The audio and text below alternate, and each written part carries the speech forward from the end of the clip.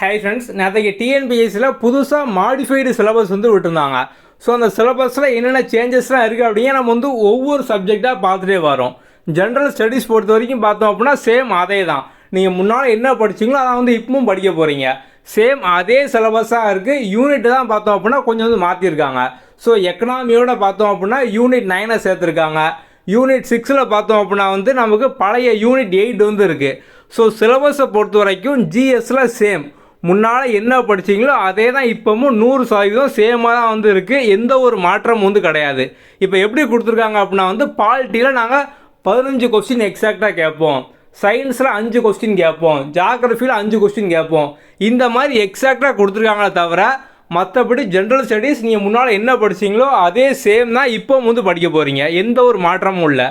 தமிழை பொறுத்த வரைக்கும் பார்த்தோம் அப்படின்னா வழக்கம் போல். ஸோ 6th to 10th பார்த்தோம் அப்படின்னா நீங்கள் வந்து அட்டை டு அட்டை எல்லாமே வந்து படிக்கணும். 11th 12th பார்த்தோம் அப்படின்னா சிலபஸ் பேஸ் பண்ணி இம்பார்ட்டன்ட் வந்து படிக்கணும். ஸோ தமிழ்லேயும் பார்த்தோம் அப்படின்னா வந்து சேம் முன்னால் என்ன இருந்துச்சோ நீங்கள் முன்னால் என்ன படிச்சிங்களோ அதே சேம் தான் வந்து இப்போவும் படிக்க போகிறீங்க. ஓகே, இந்த சிலபஸில் எது அதிகமாக மாறி இருக்குன்னு பார்த்தோம் அப்படின்னா ஜென்ரல் இங்கிலீஷ். இதில் தான் பார்த்தோம் அப்படின்னா நிறைய வந்து ஆட் பண்ணியிருக்காங்க, கொஞ்சம் ரிமூவ் பண்ணியிருக்காங்க. ஸோ என்னெல்லாம் ஆட் பண்ணியிருக்காங்க, என்னெல்லாம் ரிமூவ் பண்ணியிருக்காங்க அதை நம்ம இந்த வீடியோவில் வந்து டீட்டெயிலாக வந்து பார்க்கலாம். நம்ம வழக்கமாக பார்த்தோம் அப்படின்னா ஜென்ரல் இங்கிலீஷ் ஆஸ்பிரண்ட்டை மோட்டிவேட் பண்ணுற மாதிரி ஒரு டேக்லைன் வந்து வச்சுருப்போம். ஸோ 7 நாளில் வந்து முடிச்சிடலாம். இது மெயினாக எதுக்காக அப்படின்னு பார்த்தோம் அப்படின்னா ஆல்ரெடி ஜென்ரல் இங்கிலீஷ் படிக்கிறவங்களுக்கு இப்போ குரூப் 4 இங்கிலீஷ் வந்து கிடையாது, அப்படி தானே. அடுத்து பார்த்தோம் அப்படின்னா பிஎஸ்டிஎம் வந்து யார் பயன்படுத்துவா? ஸோ ஜென்ரல் இங்கிலீஷ் எடுத்தவங்க பார்த்தோம் அப்படின்னா ஸ்கூலில் கண்டிப்பாக இங்கிலீஷ் மீடியம் வந்து படிச்சிருப்பாங்க. ஸோ இவங்களுக்கு அப்போ வந்து பிஎஸ்டிஎம்மும் பார்த்தோம் அப்படின்னா வந்து இருக்காது. ஸோ எதுவுமே இல்லையே அப்படிங்கிறதுனால நீங்கள் வந்து இங்கிலீஷையாவது ஈஸியாக ஒரு 7 நாளில் முடிச்சிடலாம் அப்படிங்கிற மாதிரி ஒரு டேக்லைன். ஆனால் இப்போ அந்த டேக்லைனில் பார்த்தீங்க அப்படின்னா வந்து கண்ணு விழுந்துட்டு இருக்குது. எதெல்லாம் குறைஞ்சிருக்குன்னு பார்த்தோம் அப்படின்னா முன்னால் படித்த அதே கிராமர் தான். ஸோ யூனிட் 1 கிராமரு அதே 25 கொஸ்டின் தான். பார்ட் ஆஃப் ஸ்பீச்சு, அதுக்கப்புறம் concord, tense, active voice, passive voice, types of sentence, இதெல்லாமே நம்ம வந்து ஆல்ரெடி படித்த சேம் அதே கிராமர் தான். ஸோ கிராமரை பொறுத்த வரைக்கும் வந்து மாற்றம் இல்லை. அடுத்தது பார்த்தோம் அப்படின்னா வந்து வொக்காபுலரி. ஸோ இந்த வொக்காபுலரி பார்த்தோம் அப்படின்னா வந்து புக்கில் இருக்கக்கூடிய சினானிம்ஸ், ஆண்டானிம்ஸ், ஹோமோஃபோன்ஸ், ஸோ இதுவும் நம்ம வந்து ஆல்ரெடி படித்தது தான். ஸோ இதுலேயும் பார்த்தோம் அப்படின்னா பெருசாக வந்து மாற்றம் இல்லை. நெக்ஸ்ட்டு பார்த்தோம் அப்படின்னா வந்து இந்த ரைட்டிங் ஸ்கில்லு, இந்த ரைட்டிங் ஸ்கில் பார்த்தோம் அப்படின்னா வந்து புதுசாக வந்து ஆட் பண்ணியிருக்காங்க. ஸோ நம்ம இதை வந்து படிக்க எக்ஸ்ட்ரா எவ்வளோ டைம் ஆகும்னு பார்த்தோம் அப்படின்னா இதையும் ஈஸியாக வந்து படிச்சிடலாம். இதில் ஜம்பிள் சென்டென்ஸு, அதுக்கப்புறம் பார்த்தோம் அப்படின்னா find out the right order of sentence, type of letter, so எல்லாமே வந்து மல்டிபிள் சாய்ஸ் கொஸ்டின் தான். ஸோ நம்ம இதை பொறுத்த வரைக்கும் பார்த்தோம் அப்படின்னா வந்து இதையும் வந்து ஈஸியாக வந்து படித்து முடிச்சிடலாம். அந்த ரைட்டிங் ஸ்கில் இதை பேஸ் பண்ணி இது நமக்கு சமச்சீர் புக்கில் வந்து இருக்குது. இதையும் நம்ம வந்து ஈஸியாக வந்து படித்து முடிச்சிடலாம். அடுத்தது பார்த்தோம் அப்படின்னா வந்து டெக்னிக்கல் டேர்ம்ஸு. ஸோ வந்து ஆஃபீஸில் பயன்படுத்துறது, டிபார்ட்மெண்ட் ரிலேட்டடாக உள்ளது, ஸோ ஜென்ரலாக ஆஃபீஸ் டேம், இதுலேருந்து பார்த்தோம் அப்படின்னா வந்து 10 கொஸ்டின் வந்து கேட்பாங்க. ஸோ இது பார்த்தோம் அப்படின்னா புதுசாக ஆட் பண்ணியிருக்காங்க. இதுவும் படிக்க கொஞ்சம் வந்து டைம் ஆகும். அடுத்து பார்த்தோம் அப்படின்னா வந்து ரீடிங் காம்ப்ரிஹென்ஷன். ஸோ இது பார்த்தோம் அப்படின்னா வழக்கமாக நம்ம நியூஸ் பேப்பர், எடிட்டோரியல் இதெல்லாம் ரீட் பண்ணோம் அப்படின்னாலே இதுக்கு வந்து ஈஸியாக வந்து ஆன்சர் பண்ணிடலாம். அடுத்தது பார்த்தோம் அப்படின்னா வந்து ட்ரான்ஸ்லேஷன். ஸோ வந்து சென்டென்ஸ் ட்ரான்ஸ்லேஷன், வேர்ட் ட்ரான்ஸ்லேஷன், அதுக்கப்புறம் வந்து tense related translation, tense voice related. So இதுவும் பார்த்தோம் அப்படின்னா புதுசாக வந்து ஆட் பண்ணியிருக்காங்க. ஆனால் இது எல்லாமே பார்த்தோம் அப்படின்னா ஆல்ரெடி சிலபஸில் வேறு நேமில் வந்து இருந்துச்சு. ஸோ முன்னாலேயும் பார்த்தோம் அப்படின்னா இந்த ரீடிங் காம்ப்ரிஹென்ஷன் இதெல்லாம் பழைய சிலபஸ்லேயும் இருந்துச்சு. ஸோ இப்போ ஜஸ்ட்டு தனியாக வந்து பிரித்து கொடுத்துருக்காங்க.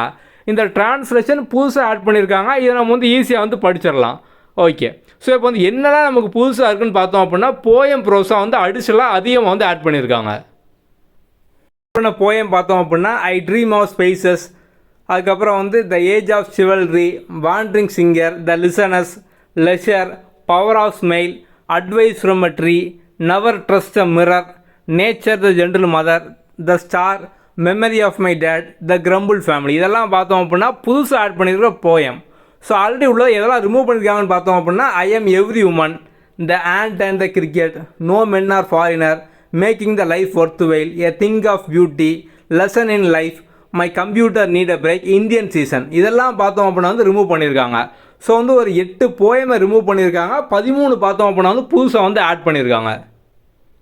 பார்த்தோம் அப்படின்னா த நைட் அண்ட் த காஸ் got in, empowered woman navigation the world, the attic, அதுக்கப்புறம் tech bloomers, I can't climb tree anymore, old man river. So இந்த மாதிரி பார்த்தோம் அப்படின்னா ஒரு 18 ப்ரோஸ் வந்து அடிஷனலாக ஆட் பண்ணியிருக்காங்க. ஒரு 3 ப்ரோஸ் ஆல்ரெடி இருந்தது பார்த்தோம் அப்படின்னா வந்து ரிமூவ் பண்ணியிருக்காங்க. ஸோ இப்போ கிட்டத்தட்ட ஆட் பண்ண தான் பார்த்தோம் அப்படின்னா வந்து அதிகமாக வந்து இருக்குது. ஸோ வந்து இப்போ ப்ரோஸில் பார்த்தோம் அப்படின்னா வந்து கிட்டத்தட்ட 18 ப்ரோஸும் போயமில் பார்த்தோம் அப்படின்னா 13 போயம் வந்து ஆட் பண்ணியிருக்காங்க. டோட்டலாக புதுசாக ஆட் பண்ணது பார்த்தோம் அப்படின்னா 31. இந்த 31 நம்ம வந்து புதுசாக தான் வந்து படிக்கணும். இனிமேல் யாராவது வந்து இங்கிலீஷ் ஈஸியாக கேட்டாங்க அப்படின்னா ஈஸின்னு சொல்லாதீங்க. நாங்கள் வந்து அதிகமாக படிக்க வேண்டியது இருக்குது. இப்போ புதுசாக பார்த்தோம் அப்படின்னா போயம் ப்ரோஸ்லாம் சேர்த்து ஒரு 31 வந்து ஆட் பண்ணியிருக்காங்க. நாங்களே என்ன பண்ணணும்னு தெரியாமல் இருக்கோம். தமிழுக்கு மாறலாமான்னு இருக்கோம். இந்த மாதிரிலாம் வந்து பேச ஆரம்பிங்க.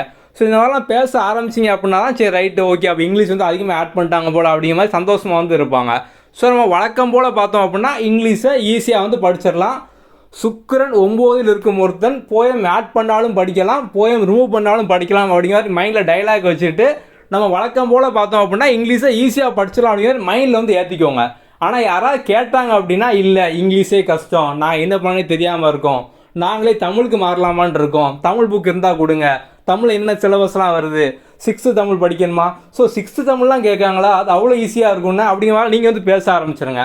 ஸோ அப்படி பேச ஆரம்பிச்சிங்க அப்படின்னா தான் தமிழ் இங்கிலீஷ் வந்து ஈக்குவலாக வந்து ஆகும்.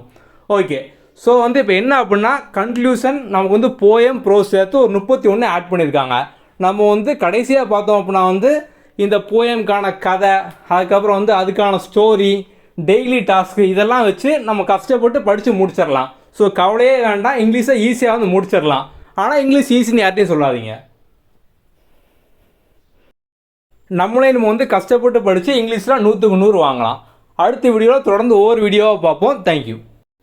இனி யாராவது இங்கிலீஷை 7 நாளில் முடிச்சிருக்கான்னு கேட்டால் என்ன சொல்லணும்? ரங்க மத்தியா சிசியண்டா 7 நாளில் முடிச்சிருவேன் அப்படிலாம் சொல்லக்கூடாது. என்ன ரங்கா ஜோக் கட்டுறியா, அது எப்படி 7 நாளில் முடிக்க முடியும், அந்த மாதிரி சொல்லணும். ஓகே, அடுத்த வீடியோவில் பார்ப்போம். தேங்க்யூ.